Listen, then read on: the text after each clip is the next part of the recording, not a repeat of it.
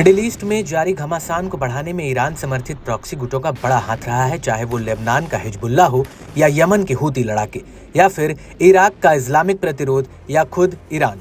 Gaza युद्ध से शुरू हुए खून खराबे का दायरा अब चढ़ चुका है। इसकी आग से अब पूरा मिडिल ईस्ट धधक रहा है।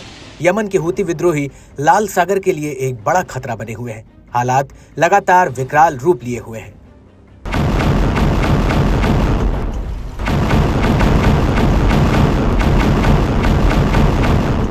एक बार फिर यमन के हूती विद्रोहियों ने इजरायल के खिलाफ हुकार भरी है। प्रतिरोध के नेता ने सभी मुस्लिम देशों को एकजुट होकर इजरायल के खिलाफ जिहाद में शामिल होने का आह्वान किया है।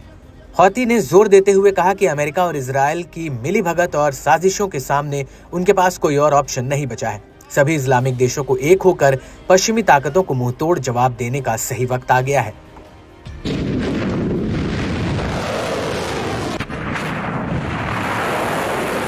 अब्दुल मलिक अल हौती ने इस्लामिक देशों को एकजुट करने की अपनी कोशिश के दौरान कहा, अगर अरब और मुसलमानों ने जिहाद के लिए कुरान और आस्था के पहलू को अपनाया होता तो वो फिलिस्तीन और पूरे इलाके को इजरायल के खिलाफ सुरक्षित रख सकते थे। लोगों को डर से आजाद करने और चुनौतियों का सामना करने के लिए मुस्लिम देशों की कार्रवाई आवश्यक है। इस दौरान हूती नेता ने साफ किया कि यमन गाजा में प्रतिरोध का समर्थन करने में अपनी स्थिति से पीछे नहीं हटेगा। हूती इजरायली नौवहन या बंदरगाहों की ओर जाने वाले जहाजों को रोकने के लिए समुद्र में अपने अभियान जारी रखेगा। इसके अलावा हूती नेता ने अरब और मुस्लिम नेताओं पर अपना गुस्सा भी जाहिर किया। अल हौती ने गाजा के समर्थन में खोखली अपीलों के साथ खोखले शिखर सम्मेलनों और बयानों को बेकार और दिखावटी बताया। उन्होंने कहा कि वाशिंगटन और तेल अवीव पूरे इलाके को अपने कब्जे में करने पर तुले हैं। मुस्लिम देशों को गाजा और लेबनान और अन्य जगहों पर प्रतिरोध का समर्थन करना चाहिए। फिलिस्तीन, लेबनान, सीरिया, जॉर्डन और मिस्र में पिछले दशकों में इजरायल ने बड़े अपराध किए हैं, जिन्हें अमेरिका से बखूबी समर्थन मिलता रहा है। इसके लिए अमेरिका की मिलीभगत के लिए जवाबदेह ठहराया जाना चाहिए। साथ ही ब्रिटेन और फ्रांस ने भी फिलिस्तीन पर इजरायलियों को बसने में मदद की है।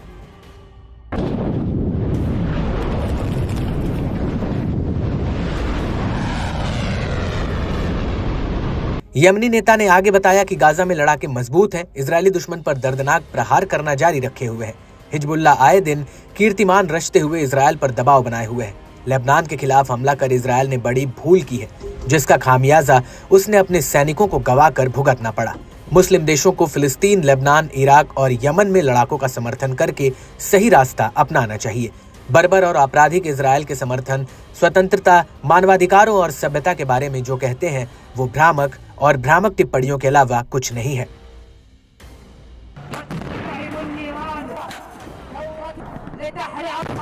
हूती नेता ने अमेरिकियों, ब्रिटिश और फ्रांसीसी और जर्मनों के खूनी इतिहास की ओर इशारा करते हुए कहा कि उनके आपराधिक रिकॉर्ड में बेहद क्रूर तरीकों से लाखों लोगों की हत्या शामिल है। गाजा में युद्ध विराम प्रस्ताव के खिलाफ सुरक्षा परिषद में अमेरिका का वीटो अरबों और मुसलमानों को लेकर अमेरिका के आक्रामक और आपराधिक नजरिए को दिखाता है। इसके अलावा हूती नेता ने यमन के सभी लोगों से सड़कों पर उतरने और फिलिस्तीन और लेबनान के साथ एकजुटता दिखाने के लिए विशाल रैलियों में भाग लेने का भी आह्वान किया।